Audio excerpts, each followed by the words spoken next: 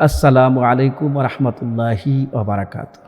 যে চারটা প্রাণীকে হত্যা করা ইসলামে নিষিদ্ধ, সেই চারটা প্রাণী সম্পর্কে আমি আপনাদেরকে জানিয়ে দেওয়ার চেষ্টা করব ইনশাআল্লাহ। আমরা এই চারটা প্রাণীকে কখনো হত্যা করব না। রাসূল করিম সাল্লাল্লাহু আলাইহি ওয়াসাল্লামের হাদিসে আসছে, হযরত ইবনে আব্বাস রাদিয়াল্লাহু থেকে বর্ণিত, তিনি বলেন চারটি প্রাণীকে হত্যা করা নিষিদ্ধ। সেই চারটি প্রাণী হচ্ছে, এক নম্বরে ব্যাঙ। সম্মানিত দর্শক, এই প্রাণীগুলো আমাদের পরিবেশ রক্ষায় অনেকটা গুরুত্ব বহন করে। সম্মানিত দর্শক, ব্যাঙ এমন একটা প্রাণী, যে প্রাণী মানুষের বিভিন্ন ক্ষেতে খামারে থাকে এবং ক্ষেতে বিষাক্ত পোকামাকড় কিন্তু ব্যাঙ খেয়ে থাকে।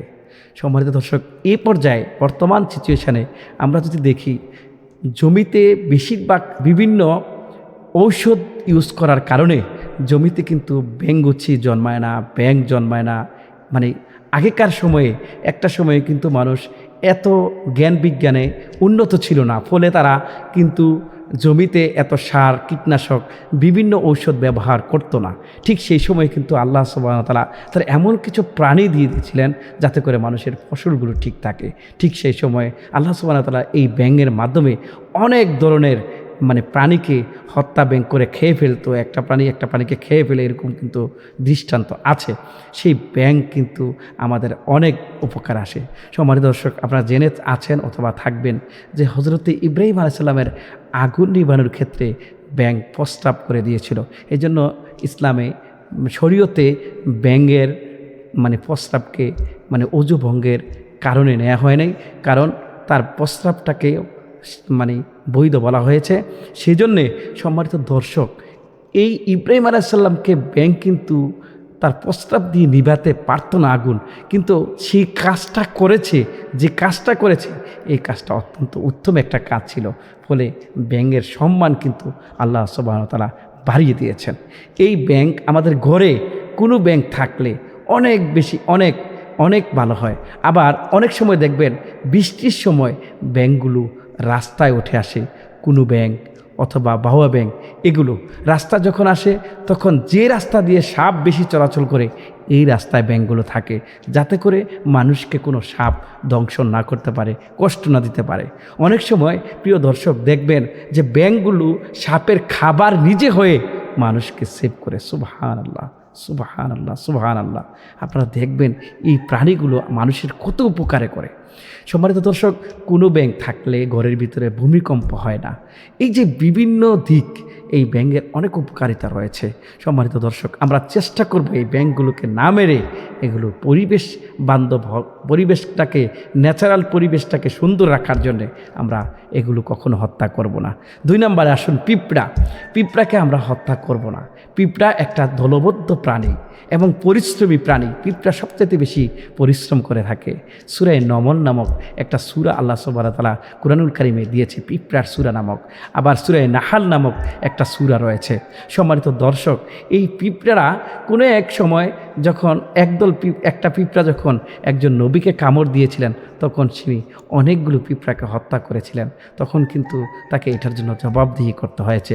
সম্মানিত দর্শক, এই জন্য আমরা চেষ্টা করব পিঁপড়া মারব না। পিঁপড়া যদিও আমাদেরকে সাময়িকভাবে, ধরুন আপনার খাবার দাবার পিঁপড়া নষ্ট করে ফেলে, আপনি চাইলে খাবারটা ঢেকে রাখলে কিন্তু পিঁপড়া আসবে না। আপনি কোনো মিষ্টান্ন জিনিস যদি না রাখেন সেখানে, সেটা যদি আপনারা কাগজ বা বিভিন্ন পলিথিন ব্যবহার করে রাখেন, সেখানে পিঁপড়া আসবে না। সম্মানিত দর্শক, পিঁপড়াকে মারবেন না, কিন্তু পিঁপড়াকে না আসার জন্যে যে কাজগুলো আছে আমরা সেগুলো কিন্তু করতে পারি, তাহলে কিন্তু পিঁপড়া আমাদেরকে জ্বালাবে না। পিঁপড়া অথবা পিঁপড়া জাতীয় এগুলো। সম্মানিত দর্শক, আমরা পিঁপড়া থেকে কিন্তু আরেকটা শিখতে পাই, যে পিঁপড়া কিন্তু তার নেতাকে অনুসরণ করে চলে। আমরাও কিন্তু আমাদের নেতাকে অনুসরণ করা চলে উচিত। সম্মানিত দর্শক, বিভিন্ন প্রাণী আল্লাহ সুবহানাহু ওয়া তাআলা এই পৃথিবীতে সৃষ্টি করেছেন, সবগুলো মানুষের কল্যাণের জন্যে, কিন্তু এগুলো আমাদের অনেক উপকারে এসে থাকে। সম্মানিত দর্শক, 3 নম্বরে যেটা মধুমক্ষিকা, এই মধুমক্ষিকা অত্যন্ত একটা গুরুত্বপূর্ণ। ফুলে গিয়ে তারা মধু আহরণ করে থাকে। এই মধুমক্ষিকারা অনেক পরিশ্রমী একটা প্রাণী। আল্লাহ সুবহানাহু ওয়া তাআলা এই মধুমক্ষিকা, অর্থাৎ যেটাকে আমরা মৌমাছি বলে থাকি, একটা মৌমাছি, আল্লাহু আকবার, আল্লাহু আকবার, আল্লাহু আকবার। একটা মৌমাছি অনেক পথ অতিক্রম করে মধু নিয়ে আসে। মধু থেকে সে মানে ফুলের থেকে যে মধুটা নিয়ে আসে সেটা জলীয় বাষ্প, সেটাকে মানে মানে সে পরিশোধন করে তার বাসায় এনে রাখে। আর এই মধু মানুষের অনেক উপকারে আসে। সম্মানিত দর্শক, এই জন্যই আমরা চেষ্টা করব এই মধুমক্ষিকা মৌমাছিকে না মারার জন্য। সম্মানিত দর্শক, 1 পাউন্ড মধু বানাতে 550টি মৌমাছিকে, আল্লাহু আকবার, 550টি থেকে মৌমাছিকে প্রায় 20 লক্ষ ফুল ভ্রমণ করতে হয়। আল্লাহু আকবার। এক কেজি মধু অথবা 1 পাউন্ড মধু বানাতে 550টি মৌমাছিকে 20 লক্ষ মাইল অতিক্রম করে তারা এই মধুটাকে আহরণ করে থাকে, সংরক্ষণ করে থাকে। সম্মানিত দর্শক, আপনারা জেনে খুশি হবেন, 1 পাউন্ড মধু বানাতে 20 লক্ষ মাইল অতিক্রম করতে হয় একটা মৌমাছি, যা অনেক অনেক বেশি দূরত্ব, যা পৃথিবীকে প্রদক্ষিণ করার মতো। কত পরিশ্রম করে এই মধুমক্ষিকাগুলো, সেগুলো আমাদের জন্য মধু আহরণ করে, সংরক্ষণ করে। আমরা সেই মধু আহরণ করে মধু অনেক রোগের শিফা, ঠান্ডা জ্বর সর্দি কাশি থাকলে যে ব্যক্তি মধু পান করবে তার এগুলো ভালো হয়ে যায়। শরীরের নিস্তেজ থাকলে, দুর্বল থাকলে মধু পান করলে সে ভালো হয়ে যায়। হাজার হাজার রোগের নিরাময় কাজ করে এই মধু। সম্মানিত দর্শক, এই মৌমাছিদেরকে আমরা কখনো হত্যা করব না।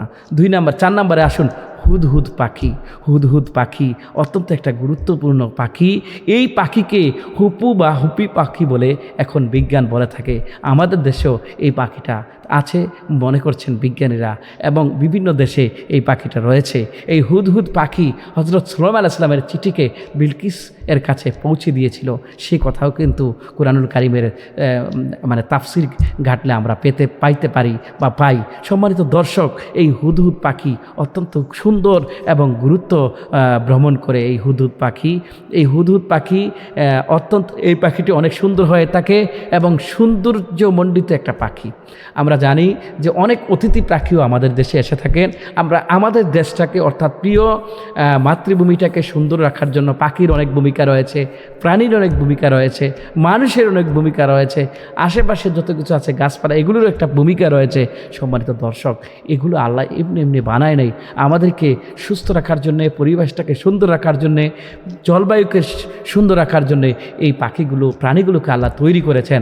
আমরা যে হাদিসে বর্ণিত যে 4টা প্রাণীর কথা বললাম, এগুলো মারা নিষিদ্ধ। আমরা কখনো এগুলোকে মারবো না, আমরা এগুলোকে হত্যা করব না।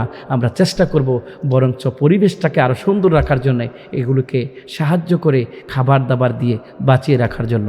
আল্লাহ যেন আমাদেরকে তৌফিক দান করে এবং সুন্দর করে। আমি